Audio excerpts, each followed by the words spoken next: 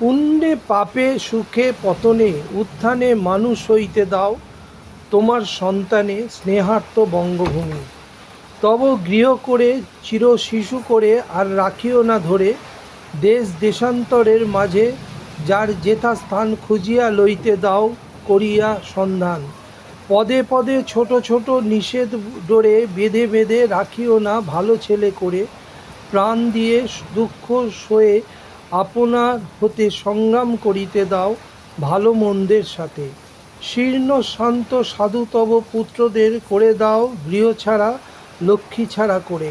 7 কোটি সন্তানের হে মুগ্ধ জননী, রেখেছ বাঙালি করে মানুষ করণী। 7 কোটি সন্তানের হে মুগ্ধ জননী, রেখেছ বাঙালি করে মানুষ করণী। বিশ্বকবি রবীন্দ্রনাথের এই কবিতাটি এখন সন্দেশখালী কাণ্ডের সবচেয়ে প্রতিপাদ্য বিষয় হয়ে উঠেছে, যার মূল বক্তব্য হলো শিক্ষা আনে চেতনা আর চেতনা গড়ে চরিত্র, যার মধ্যে দিয়ে মানুষ আরও উন্নত মনুষ্যত্বের বিকাশ ঘটায়। কিন্তু সন্দেশখালীর পথে প্রান্তরে আজ শুধুই বঙ্গমাতার লজ্জা, লোভী হিংসুটে কিছু মানুষের অপুরাণ লোভে ক্ষয়প্রাপ্ত গ্রামের প্রান্তিক মানুষেরা, যাদের কথা ভেবেই হয়তো বিশ্বকবি লিখেছিলেন 7 কোটি মানুষের হে মুগ্ধ জননী, রেখেছ বাঙালি করে মানুষ করণী। সম্প্রতি উত্তর 24 পরগনার সন্দেশখালী খবরের শিরোনাম হয়েছে, এক স্ট্রিং অপারেশনে ফাঁস হয়ে গেছে শুধুমাত্র নিজেদের রাজনৈতিক স্বার্থেই কীভাবে বঙ্গনারীদের সম্মান নিয়ে এক শ্রেণীর রাজনীতিক ও তাদের দালাল মিডিয়া ছিনিমিনি খেলতে পারে, যেখানে টাকা আর মোবাইলের বিনিময়ে গ্রামের সাদা সরল মা বোনেদের প্রলুব্ধ করা হয়েছে তাদের ইজ্জত বিক্রিতে। এদিন সংবাদ সচ্চার গ্রাউন্ড জিরোতে পৌঁছে গিয়েছিল এই খবরের সত্যতা নিশ্চিত করতে।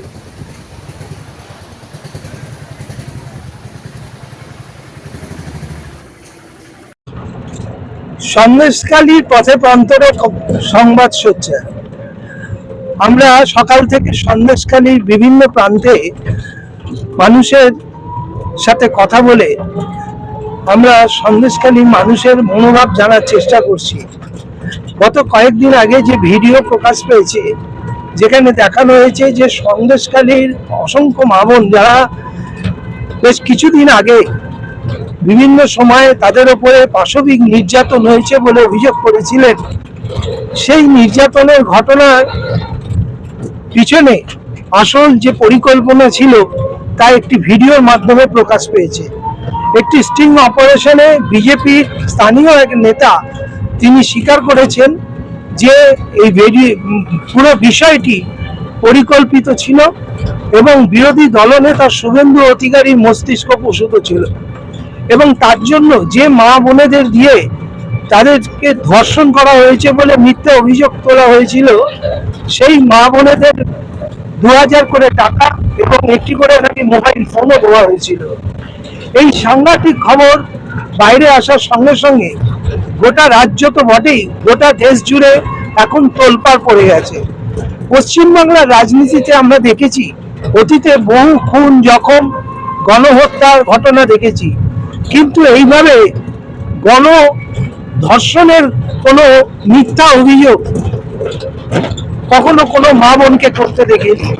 কেন তারা সেই দিন এই মিথ্যা অভিযোগ করেছিলেন, তারা তাদেরকে এই মিথ্যা অভিযোগ করতে প্রলুব্ধ করেছিলেন, উস্কানি দিয়েছিলেন। আজকে সন্দেশখালীর সাধারণ মানুষ তারা বলছেন আমরা লজ্জায় মুখ দেখাতে পারছি না।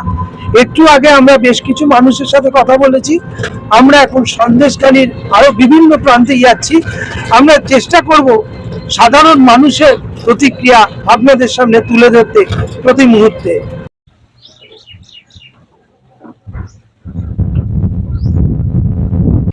গঙ্গাধর বাবুর বাড়ি খুঁজছি আমরা, গঙ্গাধর কয়াল, যাকে ঘিরে আজ গোটা পশ্চিমবঙ্গ তথা ভারতবর্ষের রাজনীতি তোলপাড়। যিনি স্বীকার করেছে যে এই অঞ্চলের যে সমস্ত মা বোনেরা তাদের নির্যাতনের কথা বলেছিলেন পুলিশের সামনে, সিবিআইয়ের সামনে, ইডির সামনে, তারা মিথ্যা কথা বলেছিলেন। তারা গঙ্গাধর কয়েনের বাড়িটা কোনটা? সামনেরটা বলছে এদিকে, ওইখানে বললেন পুলিশরা বসে আছেন, বললেন এই বাড়িটা। ওই একটু দেখিয়ে দেন না একটু। আমরা এই মুহূর্তে রয়েছি অত্যন্ত আলোচিত বিতর্কিত বিজেপির মণ্ডল সভাপতি গঙ্গাধর কয়ালের বাড়ির সামনে। অনেক কষ্টে তার জায়গাটা আমরা খুঁজে বার করতে পেরেছি। আমি ক্যামেরায় সলিলদাকে বলবো যে একটু এলাকাটা একটু ঘুরিয়ে দেখাতে। গঙ্গাধর বাবুকে আছেন? বাড়িতে কেউ আছেন?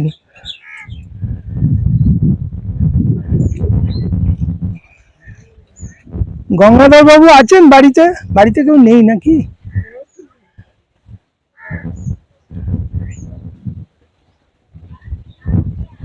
আমরা অনেক কষ্ট করে এলাম, কিন্তু সাধারণ ওনাকে আমরা জানতে বা অনেকেই বলছিল উনি বাড়িতে থাকবেন না। দাদা একটু আপনার নামটা যদি বলেন, একটু এলাকার মানুষ তো আপনি। আমার নাম হেমন্ত কয়াল। হেমন্ত কয়াল, আপনি কি গঙ্গাধর কয়ালের কোনো রিলেটিভ হন? হ্যাঁ, শরিকের লোক। শরিকের লোক। আচ্ছা, এই যে একটা ওনাকে নিয়ে একটা বিতর্ক সৃষ্টি হয়েছে, একটা ভিডিও ভাইরাল হয়েছে, জানেন নিশ্চয়? হ্যাঁ, সবাই জানে, সবাই দেখেছে। আমরা তো সেই সুদূর কলকাতা থেকে খবর করতে এসেছি। এটা নিয়ে কি বলবেন? আপনারা তো প্রতিবেশী, আপনারা কি বলবেন যে এটা ষড়যন্ত্র নাকি? এটা সম্পূর্ণ টিএমসির ষড়যন্ত্র, আইটি সেলের ষড়যন্ত্র। আচ্ছা, না ওনাকে পুরোপুরি ফাঁসানো হয়েছে। এই যে স্টিং অপারেশন করা হয়েছে, সেখানে উনি জানতেও পারছেন না ওনার ছবি হচ্ছে, তাই না? আমরা গ্রাম বাংলার সিধে সাদা মানুষ, রোজ আনি রোজ খাই, রোদে পুড়ে কাজ করি, সবে কাজ করে এসছি আমরা, তারপরে খাবো। আমাদের আড়া গেল, আমাদের মাথার উপর থেকে এই মান ফান গেল। আমরা শীতের অত ঘোর পেঁচের মধ্যে আমরা জানি না, থাকি না। অতএব কে কোথায় কখন করে যাচ্ছে এটা ঠিক বলতে পারবো না। তবে এইটুকু বলতে পারি, এই টিএমসি এই আপনার সন্দেশখালী তথা পুরো পশ্চিমবাংলার আন্দোলনটাকে, শুভেন্দু আন্দোলনটাকে রোখার জন্য যেন তেন প্রকারে এনি কষ্ট যেভাবে হোক ওরা সুযোগ খুঁজছিলেন। আমার মনে হয় এটা পুরো চক্রান্ত। আমার মনে হয় কেন, আমি 100% শিওর এটা টিএমসি পিসি ভাইপোর এটা চক্রান্ত। কিন্তু এই যে গঙ্গাধর বাবু এত খোলামেলা কথা আলোচনা করলেন কিভাবে? মানে যেটা আমরা টিভিতে যেটা দেখতে পাচ্ছি, ভিডিও ভাইরাল যেটা আমাদের কাছে এসছে, তাতে উনি বলছেন যে না, এদেরকে দিয়ে বলানো হয়েছিল, শুভেন্দু অধিকারী টাকা পাঠিয়েছিল, মোবাইল পাঠিয়েছিল। এই যে কথাগুলো বলছেন, যাদের সাথে বলছেন তিনি বুঝতে পারছেন না যে তারা তার রেকর্ডিং করছে? এই যে আমরা ধরুন কথা বলছি, আমরা তো আপনার ছবি নিয়েই কথা বলছি, তো লুকোচুরির ব্যাপার নেই, তাই না? মিডিয়া তো লুকোচুরি করে খবর করতে পারে না। ওটা গঙ্গাধর কয়ালের কথাই না, ওটা আওয়াজ গঙ্গাধরের না, অন্য শব্দ ওর মুখের ধারে বসানো হয়েছে। আচ্ছা, যেমন সিনেমাতে মুন্ন নেপথ্যে গান করেন কুমার শানু আর লিপ দেন ওই উত্তম কুমার, ঠিক সেম ঘটনা ঘটিয়েছেন। এটা আইটি সেলের কারসাজি। উন্নত প্রযুক্তির এখন কম্পিউটারের সময়ে এটা আমরা মনে করি পুরো চক্রান্ত করে বিজেপির মণ্ডল সভাপতি গঙ্গাধর কয়ালকে সম্পূর্ণ ফাঁসানো হয়েছে। তো যদি ওনাকে ফাঁসানো হয়, তাহলে এখন উনি বাড়িতে থাকছেন না কেন? উনি তাহলে বাড়ির বাইরে কেন? মানে উনি কি ভয় পালিয়ে আছেন নাকি? সেটা বলতে পারবো না। এখন নির্বাচনের সময় আপনারা বুঝতে পারছেন, সাংগঠনিক কাজে হয়তো কোথাও আছে। উনি বাড়িতেও তো কেউ নেই মনে হয়। বাড়িতে নেই, কোথাও হয়তো বেড়াতে গিয়েছে কি কাজকর্মের সঙ্গে যুক্ত। আগেই বলেছি আমরা দিন আনা দিন খাওয়া মানুষ, আমরা খেটে খাই। তারপরে এই টিএমসির অত্যাচার সহ্য করতে করতে আমাদের দেওয়ালে পিঠ ঠেকে গেছে। এখন দেখতে পাচ্ছেন পুলিশ সামনে পাহারা দিচ্ছে, দুদিন আগে এই পুলিশ ছিল না, টেবিলের তলায়। এই পুলিশ তো রাজ্য সরকারের পুলিশ, হ্যাঁ, আমরা তো কেন্দ্রীয় সরকারের পুলিশ। এই গঙ্গাধর কয়ালকে আপনারা হয়তো জানবেন না, এই যে পঞ্চায়েত ভোটের সময় যাতে বিজেপির মনোনয়নপত্র না জমা দিতে পারেন, বিডিও অফিসের সামনে এই পুলিশের সামনে ওনাকে বেধমক মারধর করা হয়েছিল। এই পুলিশ কিছুই করেনি, আজ পুলিশ পাহারা দিচ্ছে। আপনারা কি তাহলে এই পুরো ঘটনাটাকে নিয়ে আপনারা কি আতঙ্কিত? না, মোটেই আতঙ্কিত না, মোটেই আতঙ্কিত না। মানে আপনার টিএমসি আতঙ্কিত। বসিরহাটের লোকসভা তথা পশ্চিমবাংলার দিদিমণির গদি এখন টলমল করছে, রক্ষার উপায় নেই। মানুষ যখন বিপন্ন হয়, খড়কুটো আঁকড়ে ধরে বাঁচতে চায়, দিদিমণি এখন তাই করছে। বিনাশকাল বুদ্ধিনাশ ওনার হয়েছে।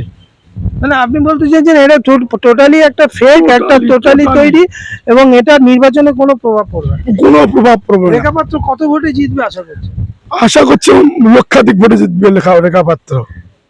সন্দেশখালী এটা আবেগ, আমাদের সন্দেশখালী শুধু না, টোটাল সন্দেশখালী বিধানসভার মানুষের একটা গর্বের ব্যাপার যে আজকে বিজেপির মতন দল বলে এটা সম্ভব হয়েছে। সম্পূর্ণ একটা নিরীহ মেয়ে গ্রামের আমাদের মা বোনকে নিয়ে দাঁড় করিয়েছেন। এ যাবৎ কোন রাজনৈতিক দল আমার যতটুকু মনে পড়ে সন্দেশখালী থেকে লোকসভা ভোটে কাউকে প্রার্থী করেননি, এই বিজেপি বলেই সম্ভব হয়েছে। এটা নরেন্দ্র মোদী আছেই বলেই সম্ভব হয়েছে। আপনার নামটা রাখবেন। আমার নাম হেমন্ত কয়াল। ধন্যবাদ। এই মুহূর্তে আমরা আছি সন্দেশখালী সিপিএম এর পার্টি অফিসে। এখানে সিপিএম সন্দেশখালী লোকাল কমিটির সেক্রেটারি তিনি এখানে রয়েছেন আমাদের সাথে। স্যার, আপনার নামটা একটু। আমার নাম সুভাষ সর্দার।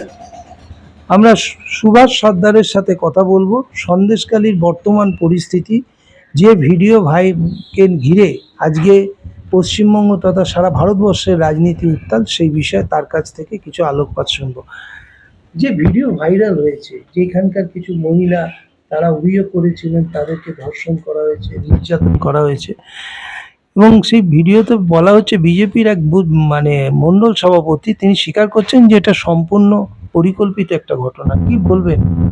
আমি এই বিষয়ে আপনারা সবাই জানেন এবং সারা সংবাদ মাধ্যম সবটাই হয়েছে, এই বিষয়ে আমি কোনো রকম মন্তব্য করতে চাই না। একটা জিনিস আমি আপনাকে অন্য একটা ব্যাপারে জিজ্ঞাসা করি। 34 বছর সিপিএম এর একটা রাজত্ব দেখেছি, বামপন্থীদের একটা রাজত্ব দেখেছি। তারও আগে আমাদের বয়সটা তখন অনেক কম ছিল, কংগ্রেসের একটা রাজত্ব গেছে। আমরা সেই সময় রাজনৈতিক খুনোখুনি দেখেছি, গণহত্যা দেখেছি, রক্তপাত দেখেছি, নীতি আদর্শের টানে মানুষ দুপক্ষেরই অনেক জীবন চলে গেছে। কিন্তু এইভাবে মহিলারা কখনো গণধর্ষণের অভিযোগ তোলে, এবং সেটা একটা মানে ফেক বলা হচ্ছে, মিথ্যে বলা হচ্ছে, এরকম কোনোদিন শুনেছেন? আপনার তো রাজনীতি অনেক দিন ধরেই করছেন। না, আমার রাজনীতি বলতে আমি যে সময় এসেছি অনেক পরেই এসেছি রাজনীতির সঙ্গে। প্রথমত আমি বলি, আমি সোশ্যাল কাজের মধ্যে থাকতাম, মানুষের সেবায় নিয়োজিত মধ্যে, তারপরে পলিটিক্যাল কাজের মধ্যে সঙ্গে যুক্ত হয়েছি। তো বিগত দিনে যে কথা বলেছেন এটা আমার ঠিক, আমি ওই প্রসঙ্গেই বলতে কোনো সম্মুখীন হয়নি এখন পর্যন্ত বাস্তবতার সঙ্গে।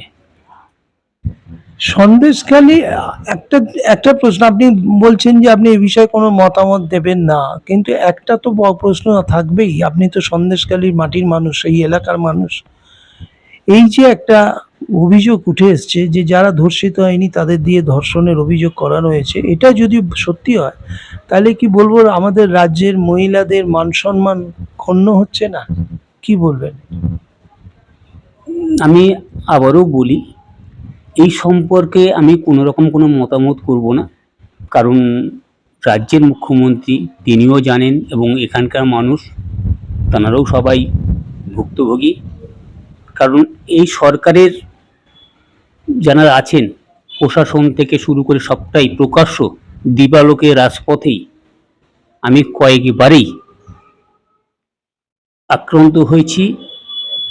হওয়ার পরেই যখন বিচারের প্রশাসনিক ব্যবস্থাপনা যা দেখুন নীরব, একদম নিস্তব্ধ হয়ে গেছে, সেই জন্য আমি এর সম্পর্কে কোনো রকম কোনো মন্তব্য করতে চাইছি না। সন্দেশখালীর ঘটনায় তো আপনাদের বর্তমান যিনি ক্যান্ডিডেট হয়েছেন, প্রার্থী হয়েছেন নিরাপদ সর্দার, তাকেও গ্রেপ্তার করা হয়েছিল এবং তার উপরেও অনেক নির্যাতন হয়েছে। আজকে তিনি নির্বাচনে দাঁড়িয়ে মানুষের আশীর্বাদ চাইছেন, কতটা আশাবাদী? না, নিরাপদ সর্দার সহ আমরা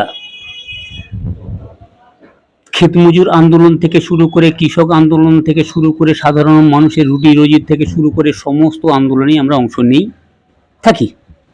আমরা বিভিন্নভাবে এইসব মানুষের পাশে দাঁড়িয়ে কাজ করার ক্ষেত্রে আক্রান্ত হয়েছি, কিন্তু কখনো আমরা মানুষকে বিচলিত করে খারাপের পথে ঠেলে দেইনি এবং মানুষকে কোনো বিভ্রান্তি করার চেষ্টা করিনি। নিরাপদ সর্দার সহ আমরা যারা সঠিক বাস্তব কথাটাকে তুলে ধরার চেষ্টা করি তখন আক্রান্ত হতে হয়, যাতে বাস্তব কথাটা আমরা না বলতে পারি। নিরাপদ সর্দার যখন বিধায়ক ছিলেন, বারবার করে 11 সালের পর থেকে উনি বিধানসভা কেন্দ্রে বলেছেন সন্দেশখালী বিধানসভা কেন্দ্রে বিভিন্ন রকমভাবে আগ্নেয়াস্ত্র আসছে, এরকম অন্যায়ভাবে জমি লুট কেড়ে নেওয়া হচ্ছে, জল তোলা হচ্ছে। যখন প্রশাসনিক ব্যবস্থাপনাটা সবটাই যখন ইনএক্টিভ হয়ে গেছে, কোনো রকমভাবে নিজের দায়িত্ব পালন করছে না, লিপিবদ্ধ পর্যন্ত হয়েছে কিনা সংসদে, আপনার বিধানসভাতে, সেটাও সন্দেহ আছে। তারপর আমরা কোনো রকমভাবে বেঁচে থাকার মতো করে বেঁচে আছি, এইটুকু বলতে পারি। আগামী লোকসভা নির্বাচনে এই কেন্দ্রে নিরাপদ সর্দারের জয়ের আশা কতটা দেখছেন? নিরাপদ সর্দারের জয়ের আশা, যে ক্যান্ডিডেট 3 জন হয়েছেন প্রতিদ্বন্দ্ব করবেন, তুলনামূলকভাবে ক্যান্ডিডেট হিসেবে এবং কাজের গতিবিধি হিসেবে সাধারণ মানুষ যদি মূল্যায়ন করেন, তাতে করে নিরাপদ সর্দারের জয় নিশ্চিত। আপনার নামটা? আমার নাম সুভাষ সর্দার, আমি সন্দেশখালী 2 এরিয়া কমিটির ভারপ্রাপ্ত সম্পাদক, সিপিআইএম। সন্দেশখালী এখন পশ্চিমবঙ্গ তথা সারা ভারতবর্ষের খবরের শিরোনামে। সবাই জানে সন্দেশখালী বেশ কিছুদিন ধরেই উত্তপ্ত, এখানকার রাজনৈতিক পরিবেশ উত্তপ্ত। সেই জায়গায় দাঁড়িয়ে গত কয়েকদিন আগে একটি ভিডিও ভাইরাল হয়েছে, যেখানে যে সমস্ত সন্দেশখালীর মা বোনেদের অত্যাচারিত নির্যাতিত বলে দেখানো হয়েছিল, সেই ভিডিওতে প্রকাশ পেয়েছে যে তাদের অনেকটাই তারা মিথ্যাচার করেছেন, তাদের দিয়ে বলানো হয়েছিল এবং টাকা ও মোবাইলের দিয়ে তাদেরকে এই সমস্ত কাজ করতে বাধ্য হয়েছিল। এর ফলে পশ্চিমবাংলায় মহিলাদের যেমন একটা অসম্মানের প্রশ্ন উঠে আসছে, তেমনি পুরুষদেরও একটা অস্বস্তি বাড়িয়েছে। সেই জায়গায় দাঁড়িয়ে আমরা এই মুহূর্তে সন্দেশখালী তৃণমূল কংগ্রেসের প্রধান নির্বাচনী কার্যালয়ে আছি। আমরা এখানকার অঞ্চল সভাপতিকে পেয়েছি, আমরা তার কাছে একটু জানতে চাইবো আজকের এই রাজনৈতিক পরিস্থিতি সম্পর্কে। দাদা, একটু আপনার নামটা বলুন। আমার নাম অচ্যুতানন্দ নস্কর। দাদা, এই যে পরিস্থিতি তৈরি হয়েছে, এই যে রাজনৈতিক, আমরা অতীতে বহু খুনোখুনি দেখেছি, গণহত্যা দেখেছি সিপিএম এর জামানায়, গড়বেতা, কেশপুর, নন্দীগ্রাম, সিঙ্গুর, কিন্তু এই ধরনের একটা গণধর্ষণের অভিযোগ কখনো, এবং সেটা একটা মিথ্যার উপর দাঁড়িয়ে অভিযোগ, কি বলবেন আপনি? দেখুন, সন্দেশখালীর মানুষ হচ্ছে শান্তিপ্রিয় মানুষ। এখানে এই যে ধর্ষণ হয়েছে বা ধর্ষিতা হয়েছে মায়েরা, এই যে এটা আমাদের সন্দেশখালীর লজ্জা। সেই জায়গায় এটা যারা করেছে তার ভিডিও ফুটেজ আপনারা পেয়ে গেছেন যে কারা করেছে এটা। এই ঘৃণ্য চক্রান্তটা যে দল করেছে তার ফুটেজ সারা ভারতবর্ষ দেখে নিয়েছে। আমাদের তৃণমূলের সমস্ত সৈনিকরা এখানে তাতে করে খুব আনন্দিত, এবং মায়েরাও খুব আনন্দিত যে এই নোংরা চক্রান্ত এখানে চলতে পারে না বা সন্দেশখালীর বুকে হতে পারে না। এই যে চক্রান্তটা, এই এলাকার মানুষ, গরিব মানুষ, এবং বলা হচ্ছে ভিডিওর একটা অংশ উঠে এসছে যে যাদের দিয়ে অভিযোগ করানো হয়েছিল তারা সবাই তৃণমূলের লোক ছিল, তাদেরকে চাপ দিয়ে এই অভিযোগ করানো হয়েছিল। তো সেই জায়গায় দাঁড়িয়ে এই যে যারা এটা করিয়েছিলেন, বিজেপির যে সমস্ত নেতারা, এই সমস্ত বিশেষ করে বিরোধী দলনেতার নাম উঠে এসছে, সেক্ষেত্রে তার কি শাস্তি আপনারা দাবি করবেন? দেখুন, চক্রান্তকারী যারা অন্যায় করেছে তাদের শাস্তি হোক, এটা তো আমরা সবাই চাচ্ছি। আর এটা যাতে দ্বিতীয়বার না করতে পারে তার জন্য প্রশাসন আছে, আমাদের মমতা দি আছে, আমাদের অভিষেক বন্দ্যোপাধ্যায় আছে, ওনারা দেখে নেবেন দলীয়ভাবে। মমতা ব্যানার্জি কালকে চ্যালেঞ্জ দিয়েছেন দেশের প্রধানমন্ত্রীকে, ভিডিওটা জাল সেটা আপনি প্রকাশ্যে বলুন, চ্যালেঞ্জ ক্ষমতা থাকলে আপনি মানুষের কাছে বলুন ভিডিওটা জাল। কিন্তু এখনো পর্যন্ত 24 ঘন্টা পার হয়ে গেছে, বিজেপির তরফ থেকে কোনো উত্তর পাওয়া যায়নি, কি বলবেন? সেটা বিজেপির ব্যাপার, এবং সবচেয়ে বড় জিনিস ওরা তো এটা প্রমাণও করাতে পারবে না, তার জন্য ভয় পেয়ে গেছে। ভয় পেয়ে ওরা যাওয়ার সাহস দেখাচ্ছে না, এটাই হচ্ছে মূল কথা। ওরা ভয় পেয়ে গেছে যে এই সত্যটা সামনে আসার পরে ওরা ভীত সন্ত্রস্ত হয়ে পড়েছে, এবং আমাদের তৃণমূল নেতৃত্ব যারা আছে এখানে অঞ্চলের, তাদের সবার নামে বাজে বাজে কথা বলা শুরু করে দিয়েছে। কেন, ওদের তো এখানে সন্দেশখালীতে বিজেপির মাটি বলে কিছুই নেই। যে তৈরি করতে একটা চাচ্ছিল, সেটা যে একটা মিথ্যা চক্রান্তের উপর দাঁড়িয়ে, সেই চক্রান্ত যখন ফাঁস হয়ে গেছে, ওরা আর দিশেহারা হয়ে গিয়ে এখন প্রত্যেকের নামে বাজে কথা বলার চেষ্টা করছে। আমি এর আগের বারে যখন শুভেন্দু অধিকারী সন্দেশখালীতে এসেছিলেন, সেই সময় আমি সন্দেশখালীর যে পরিস্থিতি দেখেছিলাম, মামনেদের মধ্যে যে ক্ষোভ, তৃণমূল কংগ্রেসকে ঘিরে বলুন, এখানকার স্থানীয় নেতৃত্বকে ঘিরে বলুন, যে ক্ষোভ আজকের দিনে দাঁড়িয়ে আপনারা কি মনে করছেন সেই জায়গা থেকে কতটা তারা সরে এসেছে? তৃণমূল কংগ্রেস আজ কতটা উজ্জীবিত? না, প্রথম কথা বলি, দলের উপর কোনো মায়েদের ক্ষোভ ছিল না, আজও নেই। সেই জন্য আবার সব তারাই আমাদের তৃণমূল দলের মায়েরা সব আবার আমাদের সঙ্গেই আসছে। দলের প্রতি কোনো ক্ষোভ ছিল না তাদের। মমতা ব্যানার্জির প্রতি বিপুল আস্থা। মমতা ব্যানার্জি যে উন্নয়ন দিয়েছে, যে সাহায্য করেছে সাধারণ মানুষ, গরিব মানুষদের, সেই জন্য সাধারণ মানুষ সব আমাদের সঙ্গেই আছে। তৃণমূল দলের উপরে কারোর রাগ নেই সন্দেশখালীবাসীর। এখন খুব শান্তিতে সব আছে, আনন্দে আছে। আগামী নির্বাচনে সন্দেশখালীর মানুষের কাছে কি বার্তা দেবেন? মানে কতটা সাফল্য আশা করছেন? সন্দেশখালীর মানুষ দুহাত ভরে আশীর্বাদ করেছে দিদিকে। মমতা ব্যানার্জির পাশে সবাই আছে এবং আগামী দিনেও থাকবে। এবং সন্দেশখালীর বাসী জানে যে মমতা ব্যানার্জি আমাদের পাশে থাকে, সবসময় গরিব মানুষের পাশে থাকে, আমাদের মায়েদের পাশে থাকে এবং শ্রমিকদের পাশে থাকে, মজুরদের পাশে থাকে।